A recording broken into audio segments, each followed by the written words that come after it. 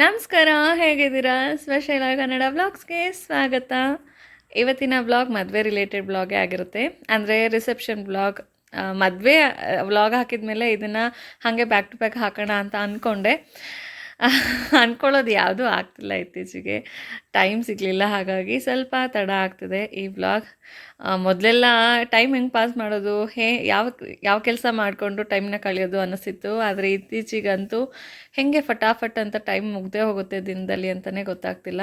ತುಂಬ ತುಂಬ ಬ್ಯುಸಿ ಆಗಿಬಿಟ್ಟಿದ್ದೀನಿ ಅನಿಸುತ್ತೆ ನನಗೇ. ಎಷ್ಟು ಬ್ಯುಸಿ ಅಂದರೆ ನೆನೆ ಪಾನಿಪುರಿಗೆ ಹೋಗಿದ್ವಿ ನಾನು ನನ್ನ ಮಕ್ಕಳಿಬ್ರು. ತುಂಬ ದಿನಗಳಾಗಿತ್ತು. ದಿನಗಳಲ್ಲ, ತಿಂಗಳುಗಳಲ್ಲ, ಆ್ಯಕ್ಚುಲಿ ಹೇಳ್ಬೇಕಂದ್ರೆ ವರ್ಷದ ಹತ್ತತ್ರ ಆಗ್ತದೆ ನಾವು ಪಾನಿಪುರಿ ತಿಂದು. ಹಾಗೆ ಹೋಗಿದ್ವಲ್ಲ, ತುಂಬ ದಿನ ಆಯಿತು ಅಂತೇಳಿ. ಪಾನಿಪುರಿ ಅವರು ಪರಿಚಯ, ಅವರು ಕೇಳ್ತಿದ್ರು, ಯಾಕಕ್ಕ ಎಷ್ಟು ದಿನ ಆಯಿತು ಬಂದೇ ಇಲ್ಲ ನೀವು, ತುಂಬ ದಿವಸ ಆದಮೇಲೆ ಬಂದಿದ್ದೀರಾ ಅಂತ.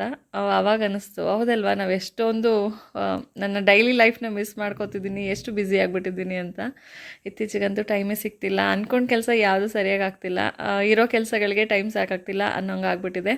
ಹಾಗಾಗಿ ರಿಸೆಪ್ಷನ್ ವ್ಲಾಗ್ ಸ್ವಲ್ಪ ತಡ ಆಗ್ತಿದೆ. ತುಂಬ ತಡ ಆಗಿದೆ ಈಗಾಗಲೇ. ಸರಿ, ಶುರು ಮಾಡೋಣ ಬನ್ನಿ. ಆ್ಯಕ್ಚುಲಿ ಮದುವೆ ಬುಧವಾರ ಇದ್ದಿದ್ದು ಅಂತ ಹೇಳಿದ್ನಲ್ಲ, ಬುಧವಾರ ಮದುವೆ ಮುಗಿಸ್ಕೊಂಡು ನಾವೆಲ್ಲ ಬಂದು ಹುಡುಗಿನೆಲ್ಲ ಮನೆ ತುಂಬಿಸ್ಕೊಂಡು ಸ್ವಲ್ಪ ಸುಸ್ತು ಕಳ್ಕೊಂಡು ಆಮೇಲೆ ಗುರುವಾರ ಬಿಟ್ಟು ಶುಕ್ರವಾರ ರಿಸೆಪ್ಷನ್ ಇಟ್ಕೊಂಡಿದ್ದು. ಇದು ಶುಕ್ರವಾರದ ವ್ಲಾಗ್. ರಿಸೆಪ್ಷನ್ ವ್ಲಾಗ್ಗೆ ಸ್ವಾಗತ. ನೋಡೋಣ ಹೇಗೆಲ್ಲ ಆಗುತ್ತೆ ರಿಸೆಪ್ಷನ್ ಅಂತ ಹೇಳಿ. ಏನು ಯಾರೆಲ್ಲ ಚಾನಲ್ನ ಸಬ್ಸ್ಕ್ರೈಬ್ ಮಾಡಿಲ್ಲ, ದಯವಿಟ್ಟು ಸಬ್ಸ್ಕ್ರೈಬ್ ಮಾಡ್ಕೊಂಡು ನೋಡಿ ಅಂತ ಹೇಳ್ತಾ, ನಿಮ್ಗೆ ಇಷ್ಟ ಆದರೆ ಖಂಡಿತ ಒಂದು ಲೈಕ್ ಮಾಡಿ. ಇನ್ನೂ ಹೆಚ್ಚು ಇಷ್ಟ ಆದರೆ ನಿಮ್ಮ ಫ್ರೆಂಡ್ಸ್ ಆ್ಯಂಡ್ ಫ್ಯಾಮಿಲಿ ಜೊತೆ ಶೇರ್ ಮಾಡಿಕೊಂಡು ನನಗೆ ಸಪೋರ್ಟ್ ಮಾಡಿ. ಏನೇ ಹೇಳೋದು ಅಥವಾ ಕೇಳೋದಿದ್ರು ಕಮೆಂಟ್ ಮೂಲಕ ತಿಳಿಸಿ ಅಂತ ಹೇಳ್ತಾ ವ್ಲಾಗ್ನ ಶುರು ಮಾಡ್ತಾಯಿದ್ದೀನಿ. ಆರತಿ ತೆಗೆದು ಹೊಸ ಮದುಮಕ್ಕಳನ್ನ ಒಳಗಡೆ ಕರ್ಕೋತಿದ್ದಾರೆ. ನಾವೀಗಾಗಲೇ ಬಂದು ತುಂಬ ಹೊತ್ತಾಗಿತ್ತು. ಚೌಟ್ರಿ ಡೆಕೋರೇಷನ್ ನಡೀತಿತ್ತು, ಫ್ಲವರ್ ಡೆಕೋರೇಷನ್ ಆ್ಯಕ್ಚುಲಿ. ಮಧ್ಯಾಹ್ನನೇ ಬಂದ್ವಿ. ನಾವೆಲ್ಲ ಇಲ್ಲಿ ಸೆಟ್ಲಾಗಿ ಇಲ್ಲೇ ಊಟ ಇತ್ತು ಮಧ್ಯಾಹ್ನದ್ದು. ಇಲ್ಲಿ ತಿಂದು ಓಡಾಡಿ ರೆಡಿ ಆಗೋಷ್ಟರಲ್ಲಿ ಸಂಜೆ ಹೆಂಗಾಗೋಗುತ್ತೆ ಅಂತಲೇ ಗೊತ್ತಾಗಲ್ಲ. ಹಾಗಾಗಿ ನಾವು ಒಂದು 11-12 ಗಂಟೆಗೆಲ್ಲ ಚೌಟ್ರಿನಲ್ಲಿದ್ವಿ. ಮದುಮಕ್ಕಳು ನಾವು ಬಂದು ಸ್ವಲ್ಪ ಹೊತ್ತಾದಮೇಲೆ ಬಂದಿದ್ದಂಥದ್ದು. ಈಗಾಗಲೇ ಚೌಟ್ರಿ ರೌಂಡು ಕೂಡ ಹೊಡ್ಸಾಯಿತು ನಾನು, ಹೇಗೆ ಡೆಕೋರೇಷನ್ ಎಲ್ಲ ನಡೀತಿದೆ, ಹೇಗೆ ಅರ್ಧಂಬರ್ಧ ಕೆಲಸ ಆಗ್ತಿದೆ ಅಂತೇಳಿ. ತುಂಬ ಚೆನ್ನಾಗಿತ್ತು ಚೌಟ್ರಿ, ಹಾಗೆ ಡೆಕೋರೇಷನ್ ಎಲ್ಲನೂ ಮಸ್ತಾಗಿ ಸೂಪರಾಗೇ ಇತ್ತು. ನಾವೆಲ್ಲರೂ ತಲುಪಿ ನಮ್ಮ ರೂಮಲ್ಲಿ ಲಗೇಜ್ಗಳನ್ನೆಲ್ಲ ಸೆಟಲ್ ಮಾಡಿ ಹಾಗೆ ಚೌಟ್ರಿನೆಲ್ಲ ಒಂದು ರೌಂಡ್ ಹೊಡ್ಕೊಂಡು ಬರೋ ಅಷ್ಟರಲ್ಲಿ ಊಟ ಟೈಮ್ ಆಗಿತ್ತು. ಎಲ್ಲರೂ ಊಟಕ್ಕೆ ಹೋದ್ವಿ. ಮಧ್ಯಾಹ್ನದ ಊಟಕ್ಕೇ ಭರ್ಜರಿ ಆಗಿತ್ತು. ನಾರ್ಮಲ್ ಬಾಳೆ ಎಲೆ ಊಟ ವಿತ್ ಒಬ್ಬಟ್ಟು, ಪಲ್ಯ, ಕೋಸಂಬರಿ, ಪಲಾವ್ ಈ ರೀತಿ ಜಾಸ್ತಿನೇ ಇತ್ತು ಐಟಮ್ಸ್ಗಳೆಲ್ಲ. ಹಾಗಾಗಿ ಎಲ್ಲನೂ ಚೆನ್ನಾಗಿ ತಿಂದು, ಎನರ್ಜಿ ಬೇಕಲ್ಲ ರೆಡಿಯಾಗಿ ಓಡಾಡೋಕ್ಕೆ, ಅದಕ್ಕೋಸ್ಕರ ಚೆನ್ನಾಗೆಲ್ಲ ಊಟ ಮಾಡಿ ರೆಡಿ ಆಗೋಕ್ಕೆ ಹೋದ್ವಿ. ಬೇಗ ರೆಡಿ ಆಗಬೇಕು ಅಂದ್ಕೊಂಡ್ವಿ, ಅದು ಆಗೋದೇ ಇಲ್ಲ. ಒಬ್ಬರು ಸೀರೆ ಸರಿ ಮಾಡು, ಒಬ್ಬರು ಹೇರ್ ಸ್ಟೈಲ್ ಮಾಡು ಅಂತ ಹೇಳ್ಕೊಂಡು ಸ್ವಲ್ಪ ಲೇಟೇ ಆಯಿತು. ಫೈನಲ್ಲಾಗಿ ನೋಡ್ತಿರ್ಬೋದು ಡೆಕೋರೇಷನ್ ಎಲ್ಲ ಯಾವ ರೀತಿ ಆಗಿದೆ ಅಂಥೇಳಿ. ನಾವು ರೆಡಿ ಆಗ್ತಿರ್ಬೇಕಾದ್ರೆ ಸಡನ್ನಾಗಿ ಒಂದು ಸಾಂಗ್ ಪ್ಲೇ ಆಯಿತು. ಏನಪ್ಪ ಅಂತ ಈಚೆ ಬಂದು ನೋಡಿದ್ರೆ ಈ ದೃಶ್ಯ ಕಾಣ್ತಿತ್ತು. ಏನಕ್ಕೆ ಅಂತ ಗೊತ್ತಾಗಿಲ್ಲ ಮೊದಲು, ಆಮೇಲೆ ಗೊತ್ತಾಯಿತು. ವ್ಲಾಗ್ ನೋಡ್ತಾ ಇರಿ, ಏನಕ್ಕೆ ಈ ಪ್ರಿಪ್ರೇಷನ್ ಎಲ್ಲ ಅಂತ ನಿಮಗೂ ಕೂಡ ಗೊತ್ತಾಗತ್ತೆ. ನಾವೆಲ್ಲರೂ ಮಧ್ಯಾಹ್ನ ಊಟ ಮುಗಿಸಿ ರೂಮ್ ಸೇರಿದವರು ಮತ್ತೆ ವಾಪಸ್ ರೂಮಿಂದ ಕೆಳಗಡೆ ಇಳಿಯೋಷ್ಟರಲ್ಲಿ ಸಂಜೆ ಕಾಫಿ ಟೈಮ್ ಆಗಿತ್ತು. ಕಾಫಿ ಕುಡಿದು ಸ್ವಲ್ಪ ಸ್ನ್ಯಾಕ್ಸ್ ತಿನ್ಕೊಂಡು ಹೋಗೋಣ, ಓಡಾಡೋಕ್ಕೆ ಎನರ್ಜಿ ಬೇಕು ಅಂತೇಳಿ ಬಂದರೆ 1 ನಿಮಿಷಕ್ಕೆ ಆಶ್ಚರ್ಯನೇ ಆಗೋಯಿತು. ಮಧ್ಯಾಹ್ನ ಇದ್ದಿದ್ದು ಊಟದಲ್ಗೂ ಈ ಊಟದಲ್ಗೂ ತುಂಬ ವ್ಯತ್ಯಾಸ ಇತ್ತು. ಒಂದು ಕ್ಷಣ ಡೌಟ್ ಆಯಿತು ನನಗೆ, ಬೇರೆ ಕಡೆ ಎಲ್ಲಾದರೂ ಮಿಸ್ ಆಗಿ ಹೊರಟೋಗ್ಬಿಟ್ಟಿದ್ದೀನ ಅಂತ. ಯಾಕಂದರೆ ಮಧ್ಯಾಹ್ನ ನಾರ್ಮಲ್ ಮದುವೆ ಮನೆ ಊಟದ ಹಾಲ್ ಹೆಂಗಿರುತ್ತೋ ಹಂಗಿತ್ತು. ಸಂಜೆ ಬಂದು ನೋಡಿದ್ರೆ ಬ್ರೈಟಾಗಿ ಕಣ್ಣಿಗೆ ಈ ಗೋಲ್ಡ್ ಕಲರ್ ಹಾಗೆ ಈ ಲೈಟ್ಗಳೆಲ್ಲ, ಅಬ್ಬಾ ಎಲ್ಲಿ ಬಂದೆ ನಾನು ಅಂತ ಅನಿಸಿದ್ದು ಹೌದು. ಇದೆಲ್ಲ ಅಂಕಲ್ ಅರೇಂಜ್ಮೆಂಟ್ಸು. ತುಂಬ ಚೆನ್ನಾಗಿತ್ತು.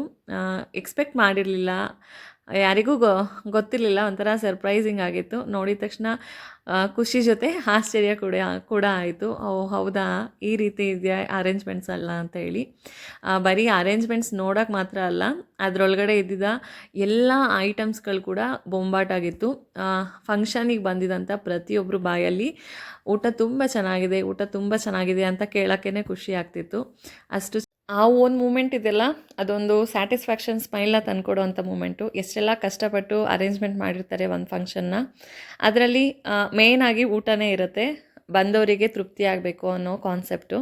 ಅದು ಒಂದು ಸಕ್ಸಸ್ ಆದರೆ ಅಫ್ಕೋರ್ಸ್ ಫಂಕ್ಷನ್ ಕೂಡ ಸಕ್ಸಸ್ ಆದಂಗೆ ಲೆಕ್ಕ ಅಂತ ನನ್ನ ಭಾವನೆ. ಇಲ್ಲಿ ಚೌಟ್ರಿ ಜನಗಳಿಂದ ತುಂಬಿದೆ. ಹಾಗೆ ನಮ್ಮ ಮದುಮಕ್ಕಳು ರೆಡಿಯಾಗಿ ಫೋಟೋಶೂಟ್ ಕೂಡ ಮಾಡಿಸ್ಕೊತಿದ್ದಾರೆ. ಆವಾಗಲೇ ಹೇಳಿದೆ ಡ್ಯಾನ್ಸ್ ಪ್ರಾಕ್ಟೀಸ್ ನಡೀತಿತ್ತು ಅಂತ. ಅದು ಯಾಕೆ ಅಂತ ತಿಳ್ಕೊಳ್ಳೋ ಅಂಥ ಕ್ಷಣ ಇವಾಗ ಬಂದಿದೆ. ನೋಡಿ ಯಾಕೆ ಅಂತ.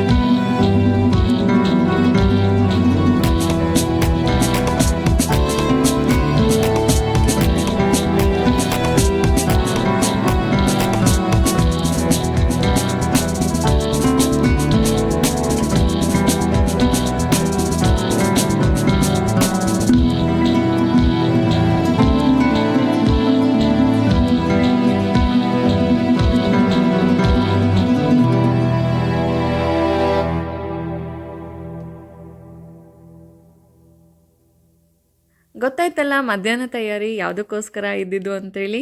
ನಮ್ಮ ಮದುಮಕ್ಕಳನ್ನ ಬ್ರೈಟಾಗಿ ಎಂಜಾಯ್ಫುಲ್ಲಾಗಿ ವೆಲ್ಕಮ್ ಮಾಡೋದಕ್ಕೆ. ಹಾಡಿಗೂ ಡ್ಯಾನ್ಸಿಗೂ ಸಿಂಕ್ ಆಗ್ತಿಲ್ಲ ಗೊತ್ತು ನನಗೆ, ಆದರೆ ಒರಿಜಿನಲ್ ಹಾಡನ್ನ ಹಾಕೋದಕ್ಕಾಗೋದಿಲ್ಲ.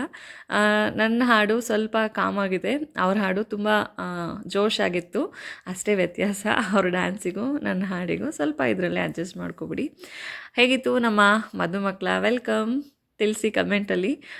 ನನಗಂತೂ ಹಳೆ ಕಾಲದ ಫಿಲಮಲ್ಲಿ ರಾಜ ಮಹಾರಾಜರನ್ನ ವೆಲ್ಕಮ್ ಮಾಡ್ತಾರೆ ಗೊತ್ತಾ, ಬಹುಪಾರ ಕೇಳ್ತಾ, ಆ ರೀತಿ ಅನ್ನಿಸ್ತು.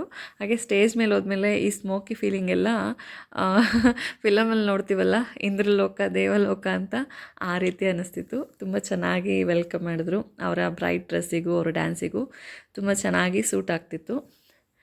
ಮದುಮಕ್ಕಳು ಒಂದು ಬ್ರೈಟ್ ವೆಲ್ಕಮ್ನ ತೊಗೊಂಡು ಸ್ಟೇಜ್ ಮೇಲೆ ನಿಂತ್ಕೊಂಡ್ರು, ಬಂದವ್ರ ಜೊತೆ ಎಲ್ಲ ನಗ್ನಗ್ತಾ ಫೋಟೋ ತೆಗೆಸ್ಕೊಳ್ಳೋದಕ್ಕೆ. ಹಾಗೆ ನಮ್ಮ ಮನೆಯವರು ಬಂದಿದ್ರಲ್ಲ, ಅವರನ್ನು ಕರ್ಕೊಂಡು ನಾವಿವಾಗ ಸ್ಟೇಜ್ ಮೇಲೆ ಹೋಗಿದ್ದೀವಿ. ಸ್ಟೇಜ್ ಕೂಡ ತುಂಬ ಚೆನ್ನಾಗಿ ರೆಡಿ ಆಗಿದೆ. ಮಧ್ಯಾಹ್ನ ರೆಡಿ ಆಗ್ತಿರುವಾಗ ನೋಡಿದ್ದು ಅಷ್ಟಾಗೇನು ಚೆನ್ನಾಗಿ ಅನ್ನಿಸ್ಲಿಲ್ಲ. ಇವಾಗ ತುಂಬ ಕಲರ್ಫುಲ್ಲಾಗಿ ಕಾಣ್ತಿದೆ ಸ್ಟೇಜ್, ನೋಡ್ತಿರ್ಬೋದು. ಹಾಗೆ ಲೈಟಿಂಗ್ಸ್ ಎಲ್ಲ ತುಂಬ ಚೆನ್ನಾಗಿ ಮಾಡಿದರು. ಸ್ಟೇಜ್ ಜೊತೆ ಮದುಮಕ್ಕಳ ಉಡುಗೆ ತೊಡುಗೆ ಕೂಡ ತುಂಬ ಚೆನ್ನಾಗಿತ್ತು. ಸರಿಯಾಗಿ ಅಬ್ಸರ್ವ್ ಮಾಡಿರಲಿಲ್ಲ ನಾನು ಹತ್ತಿರದಿಂದ. ಸ್ಟೇಜ್ ಮೇಲೆ ಹೋದ್ಮೇಲೆ ಅವರ ಡ್ರೆಸ್ಅಪ್ ಹೇಗಾಗಿದ್ದೀರಿ ಅಂತ ನೋಡಿದ್ದು. ತುಂಬ ಚೆನ್ನಾಗಿ ಕಾಣ್ತಿದ್ರು ಇಬ್ಬರೂ. ಅದ್ರ ಜೊತೆಗೆ ನಮ್ಮ ಭಾಗ್ಯ ಆಂಟಿ ಕೂಡ, ಅವರು ಹೀಗೆ ರೆಡಿ ಆಗಬೇಕು ಅಂತ ಮೊದಲೇ ಫಿಕ್ಸ್ ಆಗಿದ್ರು. ಹಾಗೆ ರೆಡಿಯಾಗಿ ನಿಂತಿದ್ದಾರೆ. ಅವರ ಮಗನ ಮದುವೆನಲ್ಲಿ ಒಂದು ಸ್ಪೆಷಲ್ ಮೂಮೆಂಟಲ್ಲಿ ಅವ್ರಿಗೆ ಇಷ್ಟ ಬಂದಿರೋ ರೀತಿ, ಅವ್ರು ಅಂದ್ಕೊಂಡಿರೋ ರೀತಿ ರೆಡಿ ಆಗಿದ್ರು ಅನ್ನೋದೊಂದು ಖುಷಿ. ಅವ್ರ ಜೊತೆಗೆ ನಾವು ಹೇಗೆ ಕಾಣ್ತಿದ್ವಿ ಅಂತಲೂ ಕಮೆಂಟ್ ಮಾಡಿ. ರೆಡಿಯಾಗಿ ಬಂದಾಗಿಂದಲೂ ಸರಿಯಾಗಿ ವೀಡಿಯೋಸ್ ತಗೊಳ್ಳೋದಕ್ಕೆ ಆಗಲಿಲ್ಲ. ಎಲ್ಲಿ ನೆನಪಾಗುತ್ತೆ ನಾನು ಬ್ಲಾಗ್ ಶುರು ಮಾಡಿದ್ದೀನಿ ಅಂತ, ಆವಾಗ ಮಾತ್ರ ವೀಡಿಯೋಸ್ ಮಾಡ್ಕೋತಿದ್ದು. ನನಗಾಗಲಿಲ್ಲ ಅಂದರೆ ಯಾರು ಸಿಗ್ತಾರೆ ಅವ್ರ ಕೈಲಿ ಮಾಡಿಸ್ಕೋತಿದ್ದೆ. ಎಷ್ಟು ಮಟ್ಟಿಗೆ ಅಂದರೆ ಸಾಧ್ಯ ಆಯಿತು ಅಷ್ಟು ಮಟ್ಟಿಗೆ ವಿಡಿಯೋ ಕವರೇಜ್ ಮಾಡೋದಕ್ಕೆ ಪ್ರಯತ್ನ ಪಟ್ಟಿದ್ದೀನಿ. ಪೂರ್ತಿ ಆಯಿತು ಅಂತಲೂ ಹೇಳೋಕ್ಕಾಗಲ್ಲ. ಅಫ್ಕೋರ್ಸ್ ನಮ್ಮದೇ ಮನೆ ಫಂಕ್ಷನ್ ಇರುವಾಗ ಅಷ್ಟೊಂದು ನಮಗೆ ಏನು ಪ್ರೆಸೆನ್ಸ್ ಆಫ್ ಮೈಂಡ್ ಇರೋದಿಲ್ಲ ಇಂತಿಂಥದ್ದೇ ಮಾಡಬೇಕು ಅಂತ ಹೇಳಿ. ಒಂದೊಂದ್ಸಲಿ ಆಫ್ ಕೂಡ ಹೋಗ್ತೀವಿ ನಾವು ಏನು ಮಾಡಬೇಕು ಅಂತ. ತುಂಬ ಜನ ಬಂದಿರ್ತಾರೆ, ನೆಂಟರು ಪರಿಚಯದವರು, ಅವ್ರನ್ನೆಲ್ಲರನ್ನೂ ಮಾತಾಡಿಸ್ಬೇಕಾಗತ್ತೆ, ಓಡಾಡಬೇಕಾಗತ್ತೆ. ಅಂಥದ್ರಲ್ಲಿ ವೀಡಿಯೋ ನೆನಪಾಗೋದೇ ಒಂದು ಅದ್ಭುತ ಅನ್ಬೋದು ನನಗೆ. ಒಂದೊಂದ್ಸಲಿ ತೀರಾ ಮರೆತೇ ಹೋಗಿರ್ತೀನಿ. ಕೊನೆ ಮೂಮೆಂಟಲ್ಲಿ ಅಯ್ಯೋ ಇದನ್ನು ವೀಡಿಯೋ ಮಾಡ್ಕೊಳ್ಳಿಲ್ವಲ್ಲ, ಅದನ್ನು ಮಾಡ್ಕೊಳ್ಳಿಲ್ವಲ್ಲ ಅಂತ ಅನಿಸುತ್ತೆ. ಹಾಗಾಗತ್ತೆ ನನಗೆ ನಮ್ಮ ಮನೆ ಫಂಕ್ಷನ್ಗಳಲ್ಲಿ. ಏನು ಮಾಡೋಕ್ಕಾಗಲ್ಲ, ಫಂಕ್ಷನ್ ಎಂಜಾಯ್ ಮಾಡಬೇಕು ಅಷ್ಟೇ. ಸೊ ನನಗೆ ಸಾಧ್ಯ ಆದಷ್ಟು ವಿಡಿಯೋ ಕವರ್ ಮಾಡೋದಕ್ಕೆ ಪ್ರಯತ್ನ ಪಟ್ಟಿದ್ದೀನಿ ಅನ್ಬೋದು. ಸ್ಟೇಜ್ ಮೇಲೆ ಹೋಗಿ ಫೋಟೋಸ್ ಎಲ್ಲ ತೆಗೆಸ್ಕೊಂಡು ಆದಮೇಲೆ ನಮ್ಮ ಮನೆಯವರು ಊಟಕ್ಕೆ ಹೋದರು. ಇಲ್ಲಿ ನಮ್ಮ ಫ್ಯಾಮಿಲಿದು ಸ್ವಲ್ಪ ಫೋಟೋಶೂಟ್ ನಡೆಸಿದ್ದೀವಿ. ನನ್ನ ಮಗನ ಹುಡುಕಿ ಸಾಕಾಯಿತು, ಅವನಂತೂ ಕಾಣಿಸ್ಲೇ ಇಲ್ಲ. ಹಾಗಾಗಿ ಮದುವೆ ಮನೇಲಿ ಆಡೋ ಮಕ್ಕಳನ್ನ ಹಿಡಿಯೋದು ಸ್ವಲ್ಪ ಕಷ್ಟನೇ. ಅದರಲ್ಲೂ ಸ್ವಲ್ಪ ಚೌಟ್ರಿ ದೊಡ್ಡದಾಗಿದ್ರಂತೂ ಹುಡ್ಕೋಕ್ಕೆ ಒಂದು ದಿನವೇ ಬೇಕಾಗತ್ತೆ. ಸದ್ಯಕ್ಕೆ ನಾವು 4 ಜನ ಇದ್ವಿ, ನಾವು 4 ಜನ ಫೋಟೋ ತೆಗೆಸ್ಕೊಂಡ್ವಿ. ಸ್ಪೆಷಲಿ ಈ ಫಂಕ್ಷನಿನ ಎಲ್ಲ ವಿಷಯಗಳು ನನಗೆ ತುಂಬ ಇಷ್ಟ ಆಯಿತು. ಅದರಲ್ಲಿ ಇದು ತುಂಬ ಇಷ್ಟ ಆಯಿತು.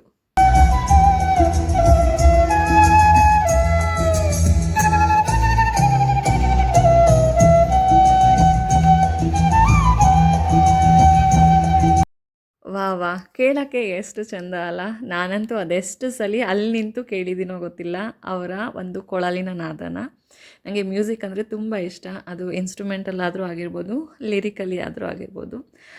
ಪರ್ಸ್ನಲಿ ನಾನು ತುಂಬ ಎಂಜಾಯ್ ಮಾಡಿದಂಥ ವಿಷಯ ಅದು. ತುಂಬ ಚೆನ್ನಾಗಿ ನುಡಿಸ್ತಿದ್ರು ಆ್ಯಕ್ಚುಲಿ ಅವರು. ಅವ್ರ ಹೆಸರನ್ನು ತಿಳ್ಕೊಳಕ್ಕಾಗಲಿಲ್ಲ.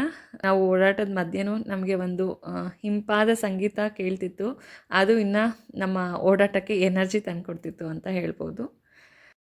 ಸಮಯನೂ ಮುಗೀತಿತ್ತು, ಹಾಗೆ ಚೌಟ್ರಿನೂ ಖಾಲಿ ಆಗ್ತಿತ್ತು. ಮದುಮಕ್ಳ ಕೈಲಿ ಒಂದು ಕೇಕ್ ಕಟ್ ಮಾಡಿಸಿ ಅವರ ಫ್ರೆಂಡ್ಸ್ ಗ್ರೂಪ್, ಹಾಗೆ ನಮ್ಮ ಫ್ಯಾಮಿಲಿಗಳ ಫೋಟೋಶೂಟ್ ಕೂಡ ನಡೀತಿದೆ. ಫೋಟೋಶೂಟ್ ಎಲ್ಲ ಮುಗಿಸ್ಕೊಂಡು ಡೈರೆಕ್ಟ್ ನಾವು ಊಟಕ್ಕೆ ಹೋದ್ವಿ. ಈಗಾಗಲೇ ಸುಮಾರಷ್ಟು ಟೈಮ್ ಆಗಿತ್ತು. ಮಧ್ಯ ಬಂದು ಒಮ್ಮೆ ಟೇಸ್ಟ್ ಮಾಡಿ ಹೋಗೋಣ ಅಂತ ಅಂದ್ಕೊಂಡಿದ್ವಿ. ಆದರೆ ಬರೋದಕ್ಕೆ ನೆನಪು ಆಗಲಿಲ್ಲ, ಬರೋದಕ್ಕೂ ಆಗಲಿಲ್ಲ. ಹಾಗಾಗಿ ಒಟ್ಟಿಗೆ ಇಳಿದಿದ್ದೀವಿ. ನಾವೇನು ಬಫೆಗೆ ಹೋಗಿಲ್ಲ, ನಮ್ಮ ಫ್ಯಾಮಿಲಿಗೆ ಅಂತ ಹೇಳಿ ಟೇಬಲ್ ಹಾಕ್ಸಿದ್ರು, ಅಲ್ಲೇ ಬಂದು ಬಡಿಸಿದ್ರು. ಹಾಗಾಗಿ ಭರ್ಜರಿಯಾಗಿ ಊಟ ಮಾಡಿದ್ವಿ. ಊಟದ ಬಗ್ಗೆ 2 ಮಾತಿಲ್ಲ, ಈಗಲೂ ಕೂಡ ಅದರ ರುಚಿ ನೆನಪಿದೆ. ಅಷ್ಟು ತುಂಬ ಚೆನ್ನಾಗಿತ್ತು. ಇನ್ನೇನು ಮಧ್ಯರಾತ್ರಿ ಆಗ್ತಿತ್ತು, ಅಷ್ಟು ಟೈಮ್ ಆಗಿತ್ತು. ಚೌಟ್ರಿ ಅಂತೂ ಪೂರಾ ಖಾಲಿ. ಹುಡುಗಿ ಕಡೆ ಕ್ಲೋಸ್ ರಿಲೇಟಿವ್ಸು, ನಮ್ಮ ಮನೆ, ನಮ್ಮ ಫ್ಯಾಮಿಲಿ ಇಷ್ಟು ಬಿಟ್ಟರೆ ಇಲ್ಲಿ ಅಡುಗೆ ಕೆಲಸ ಮಾಡ್ತಿದ್ದಂಥವ್ರು ಅಷ್ಟು ಮಾತ್ರ ಇದ್ದಿದ್ದಂಥದ್ದು. ಇನ್ನೆಲ್ಲರೂ ಖಾಲಿ. ನಾವು ಹೋಗೋಷ್ಟರಲ್ಲಿ ಮಧ್ಯರಾತ್ರಿ ಮೀರಿತ್ತು ಅಂತಲೂ ಅನ್ಬೋದು. ಸೊ ಇದಾಯಿತು ನಮ್ಮ ಶಶಿ ಮದುವೆಯ ರಿಸೆಪ್ಷನ್ ಬ್ಲಾಗ್. ನಿಮಗೆಲ್ಲ ಹೇಗೆ ಅನ್ನಿಸ್ತು ಅಂತ ತಿಳಿಸೋದನ್ನು ಮರಿಬೇಡಿ. ನಾಳೆ ಅಂತೂ ಆರಾಮಾಗಿ ರೆಸ್ಟ್ ಮಾಡ್ಬೋದು, ಯಾಕಂದರೆ ಮುಹೂರ್ತ ಮಾಡಬೇಕು ಅನ್ನೋ ದಾವಂತ ಇಲ್ಲ. ಹಾಗಾಗಿ ನಾವೆಲ್ಲ ಆರಾಮಾಗಿ ರೆಸ್ಟ್ ಮಾಡಿ ಮತ್ತೆ ಇನ್ನೊಂದು ಬ್ಲಾಗಲ್ಲಿ ಸಿಗ್ತೀನಿ. ಅಲ್ಲಿ ತನಕ ಹೋಗಿ ಬರ್ತೀನಿ. ಧನ್ಯವಾದಗಳು.